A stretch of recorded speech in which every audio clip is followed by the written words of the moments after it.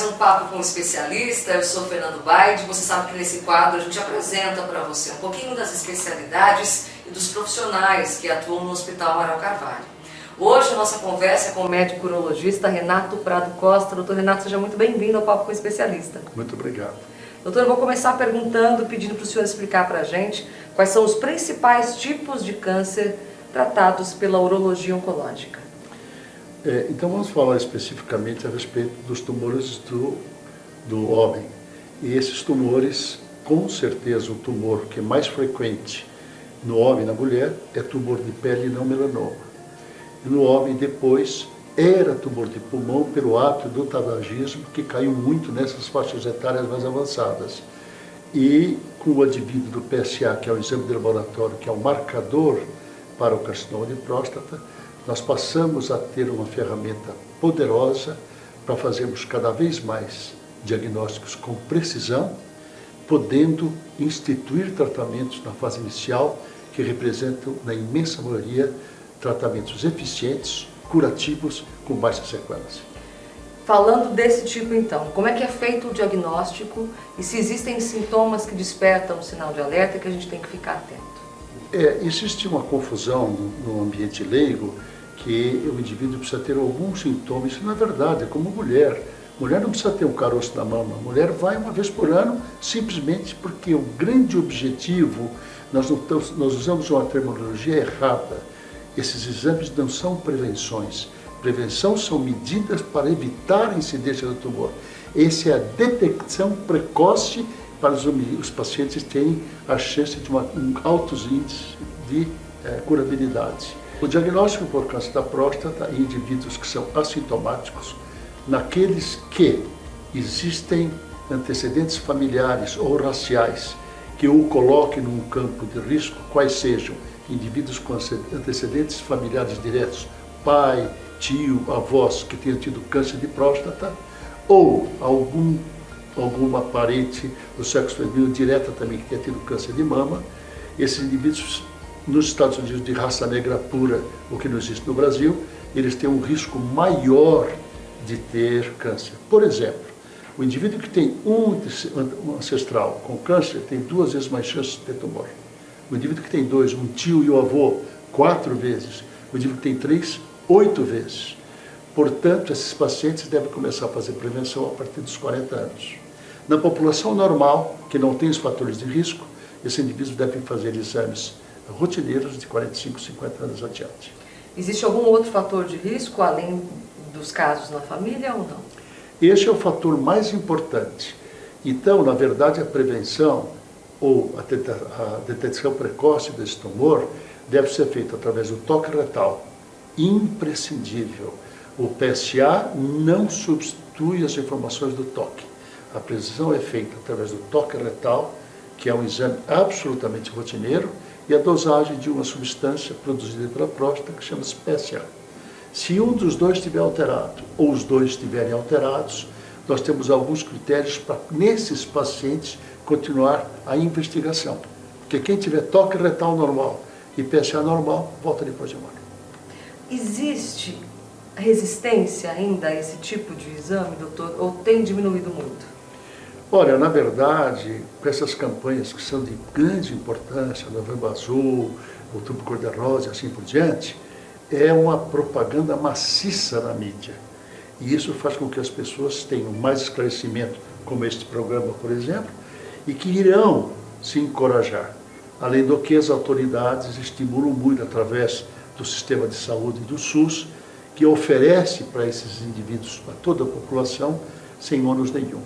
Então eu acho que aquela resistência que a princípio existia, está caindo completamente. Então o senhor acha que é importante campanhas como Novembro Azul, que é para levar informação, né, para os pacientes, é para as lógico, pessoas?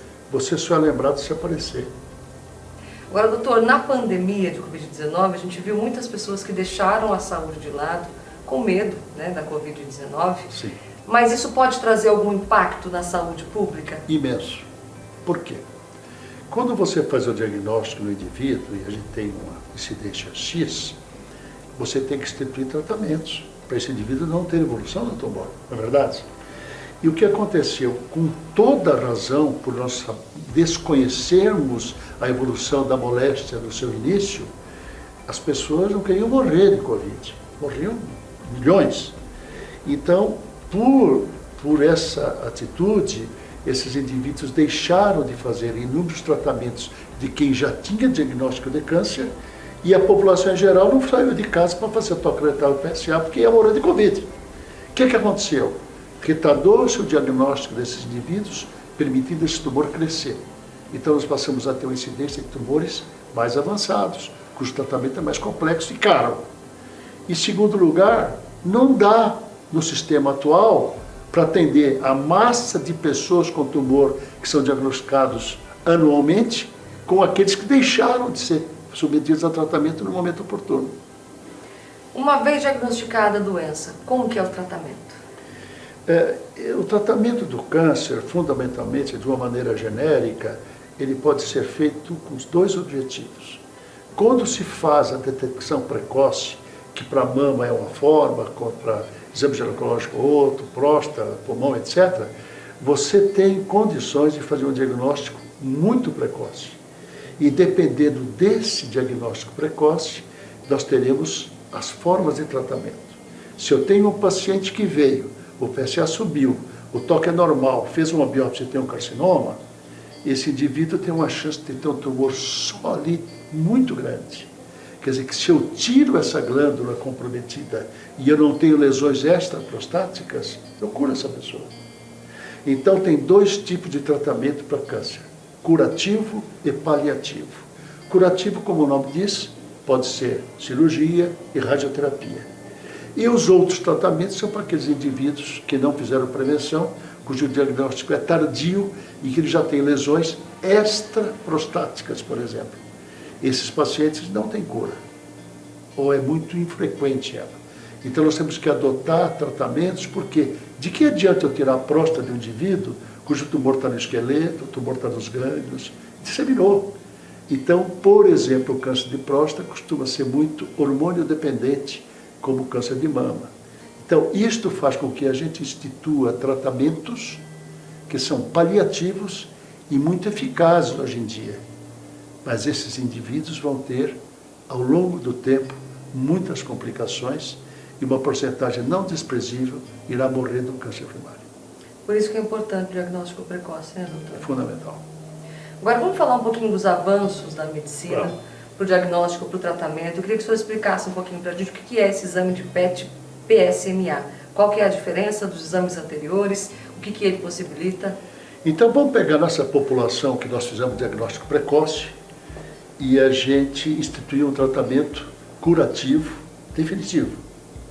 Então, como a próstata produz o PSA, além da cirurgia curar muito mais do que a radioterapia, que é a segunda alternativa, que nós reservamos para aquele indivíduo que tem diagnóstico e que seja um indivíduo mais idoso, que tenha comorbidades, insuficiência cardíaca, problemas respiratórios, cuja anestesia implicaria num risco indesejável, esses pacientes são enviados para a radioterapia, que é um bom tratamento se comparado a não tratar, incomparavelmente para comparar com a cirurgia.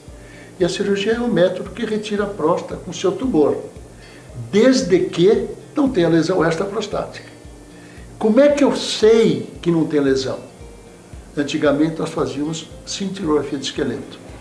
A cintilografia de esqueleto é um exame, melhor do que nada também, mas impreciso, que mostra lesões no esqueleto, que são os órgãos onde tem a maior incidência das metástases do câncer de próstata. De tal maneira que a gente, ao fazê-la, e a gente utiliza alguns critérios de agressividade para indicar isso com precisão, nós podemos conhecer a população daqueles que têm o tumor só na próstata. E a esse grupo eu ofereço tratamento curativo.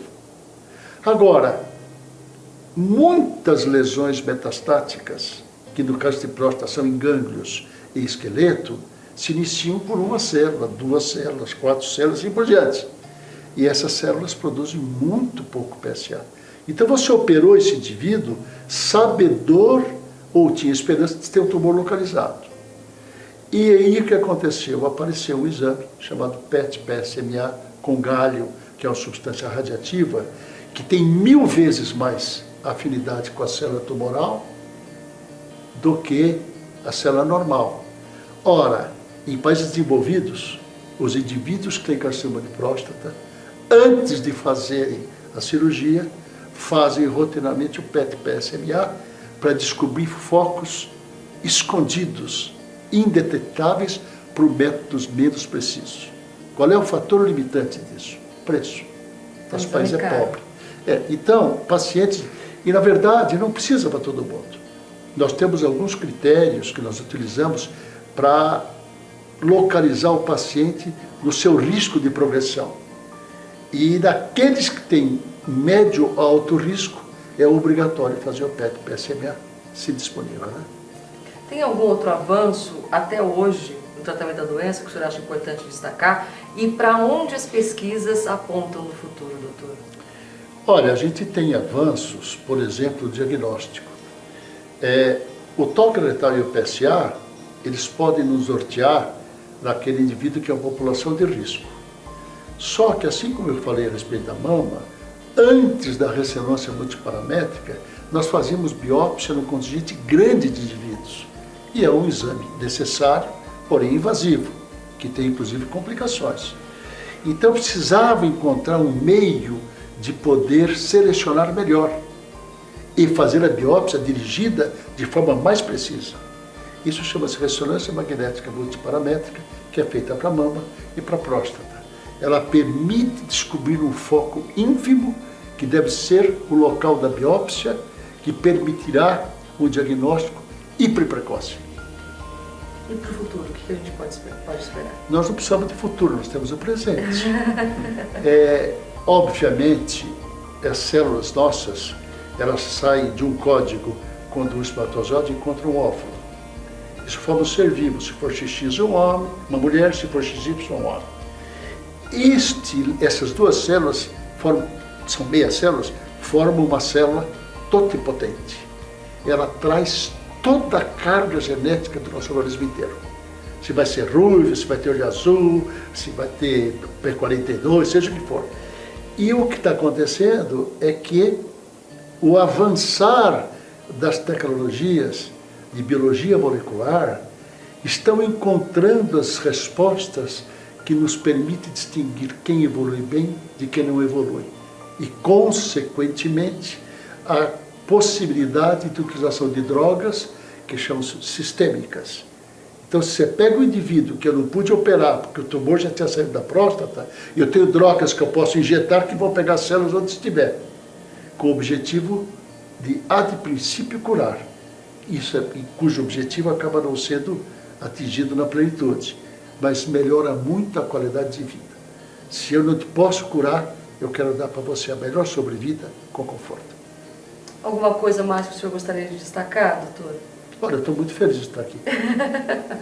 A gente conversou com o doutor Renato Prado Costa, que é urologista. Obrigada pela participação. Muito obrigado, eu que agradeço, em meu nome e ao grupo da Moral Carvalho. Esse foi mais um Papo com o Especialista. A gente se vê na próxima. Até lá.